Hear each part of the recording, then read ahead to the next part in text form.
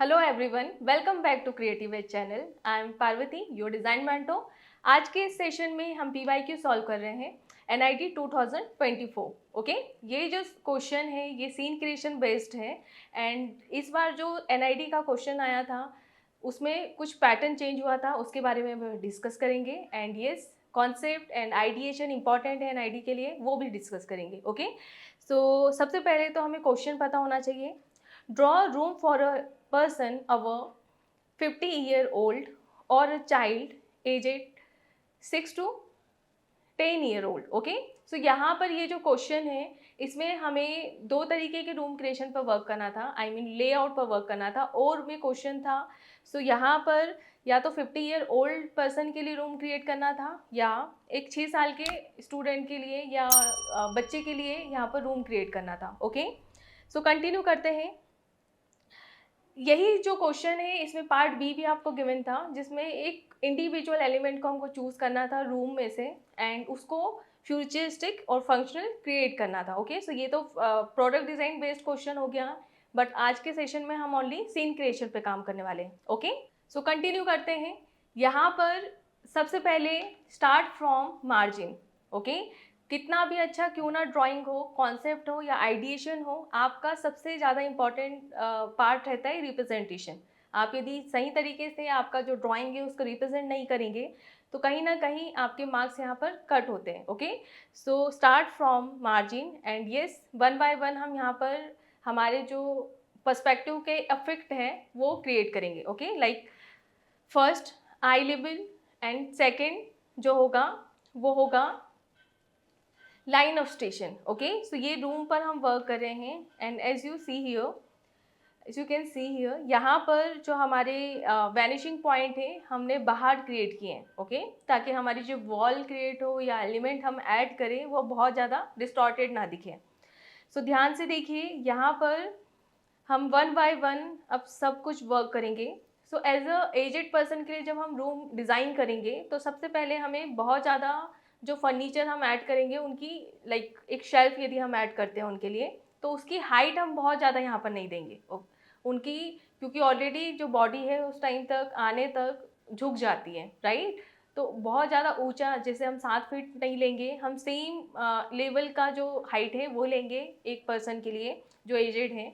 And ऐसे shelf को हम क्रिएट करेंगे जिसमें उनके सारे ही जो डेली रूटीन के और ज़रूरत के सामान हैं, एक्सेसरीज हैं, उसे ऐड करेंगे। ओके, सो ये जो एक शेल्फ है इसे हमने बहुत ब्रॉड क्रिएट किया है, जिसे एक ही शेल्फ में बहुत सारे उनके जो एलिमेंट हैं, जो यूज़ वाले पार्ट हो या सामान हो, वो काम में आए। ओके, सो ध्यान से देखिए, यहाँ पर हमने जो हमारी राइट हैंड साइड वाली वॉल है उसमें ये शेल्फ को क्रिएट किया है by using both the vanishing point 1 and vanishing point 2। Okay, ध्यान से देखिए, अब यहाँ पर मैं सबसे पहले जो उनके डेली रूटीन में काम आने वाले ड्रैपरी है, क्लोथ्स है, वो ऐड कर रही हूँ।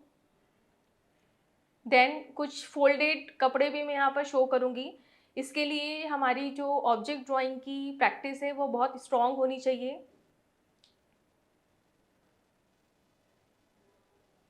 नेक्स्ट आते हैं, also I am adding walker here. ठीक है, एक शेल्फ मैंने क्रिएट किया है जो हाफ या कंपार्टमेंट शो किया है, जो काफ़ी अच्छा स्पेशियस है, जिसमें हमने वॉकर ऐड किया है। ठीक है, सो यहाँ पर जो पर्सन है, जो एजेड पर्सन है, उनके लिए हम वॉकर भी शो करेंगे एंड स्टिक भी यूज़ करेंगे। ओके, अब आप देख रहे होंगे यहाँ पर मैंने एक और बॉक्स ऐड किया है जिसमें प्लस का साइन है, ये फर्स्ट एड बॉक्स है। इसमें उनकी डेली की जो मेडिसिन है या कभी भी उन्हें इस तरीके की ज़रूरत पड़ सकती है वो हम यहाँ पर ऐड करेंगे।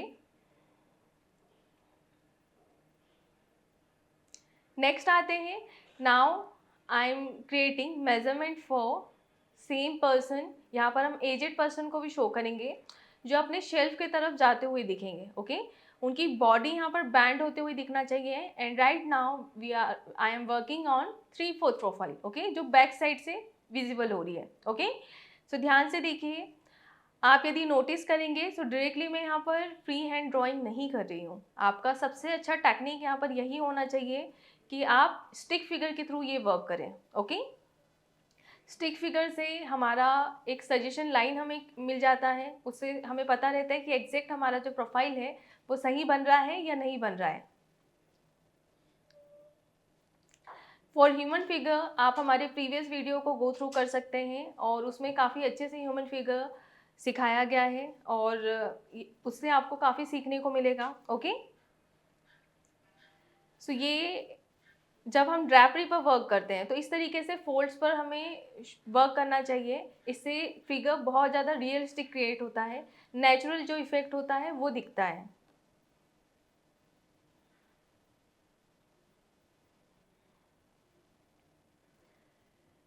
बॉडी को यहाँ पर प्रॉपर बैंड दिखाना है। बेसिक जो एलिमेंट हम यहाँ पर ऐड कर सकते हैं एजेड पर्सन दिखाने के लिए, लाइक उनकी जो यहाँ पर क्योंकि फ्रंट प्रोफाइल नहीं है, नहीं तो हम यहाँ पर रिंकल्स भी ऐड करते हैं, लूज उनकी जो स्किन है वो भी ऐड करते हैं, राइट। यहाँ पर स्पेक्स हम जानबूझकर ऐड कर रहे हैं जिससे एजेड वाला जो पार्ट है वो दिखे, प्लस जो हेयर है वो बहुत कम यहाँ पर शो कर रहे हैं। ओके, सपोर्ट के लिए we have used stick here and इसके बाद में मैं बेड ऐड कर रही हूँ। जो बेड का हाइट होगा उसको भी हमें काफ़ी कम रखना है बेटा, लाइक आप नी से थोड़ा सा नीचे इसे शिफ्ट करेंगे ताकि उन्हें बैठने और खड़े होने में दिक्कत ना लगे या किसी की सपोर्ट की ज़रूरत ना लगे। आप यहाँ पर एक इंटरेस्टिंग पार्ट और यूज़ कर सकते थे। आप जो 90s में बेड होते थे जिनमें कॉर्नर्स में पोल होते थे सपोर्ट के लिए, वो भी ऐड कर सकते हो, जिससे क्या होगा उनको उठते समय एक सपोर्ट मिलेगा। ओके,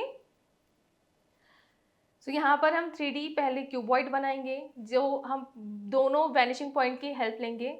मोस्टली स्टूडेंट यहाँ पर मिस्टेक ये करते हैं कि उनकी जो लाइन्स है वो मैच नहीं करती हैं वैनिशिंग पॉइंट 1 और 2 में, इससे क्या होता है गलतियाँ होती हैं। प्लस आपको इस तरीके का ड्राइंग करने के लिए जिसमें बहुत ज़्यादा स्पेस दिखे, सरफेस दिखे, उसके लिए वैनिशिंग पॉइंट बाहर ही यूज़ करिए जिससे चीज़ें बहुत ज़्यादा डिस्टॉर्टेड ना बने। ओके, पैरेलली हम यहाँ पर नेडिवल इरेजर का भी यूज़ करेंगे। उससे क्या होगा, जो हमारे शीट का क्लीन वाला पार्ट है वो भी होगा, लाइक हम ड्राइंग करते जा रहे हैं बट हमारे हैंड की वजह से क्या होता है, ये वाला पार्ट यदि हमारी शीट पर लगता है, ऑलरेडी ड्राइंग की हुई में लगता है, तो क्या होता है शीट बहुत गंदी दिखती है। तो हमको ये भी ध्यान रखना है, आपका ड्राइंग नीट एंड क्लीन भी होना चाहिए।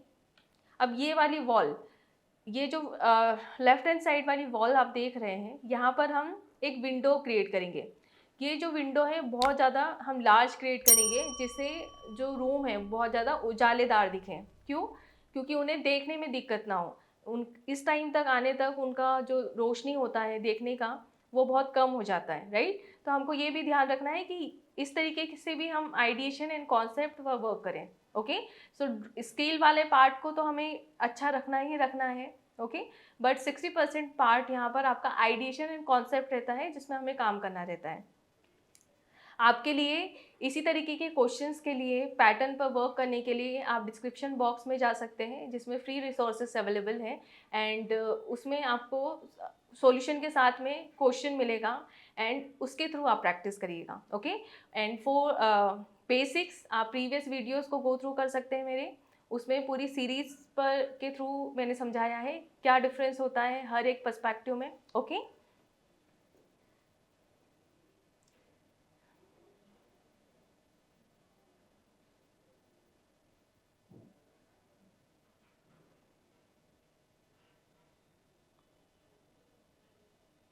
अच्छा, आपको यहाँ पर एक इंटरेस्टिंग टास्क मैं दे रही हूँ। आपको हर एक शेल यहाँ पर जो भी हमने एलिमेंट ऐड किया है, कोई सा रैंडम एक एलिमेंट का मुझे साइज लिखकर कमेंट में देना है। ओके, और जिसका भी करेक्ट आंसर होगा उससे पता चलेगा कि आपकी जो प्रैक्टिस है वो बहुत परफेक्ट चल रही है। ओके, तो यहाँ पर हमें टास्क क्या मिला है, आपको एक जो हर एक एलिमेंट यहाँ पर ऐड किए हैं उसमें से एक एलिमेंट का आपको साइज और मेजरमेंट लिखकर मुझे देना है। ओके, सो कंटिन्यू करते हैं।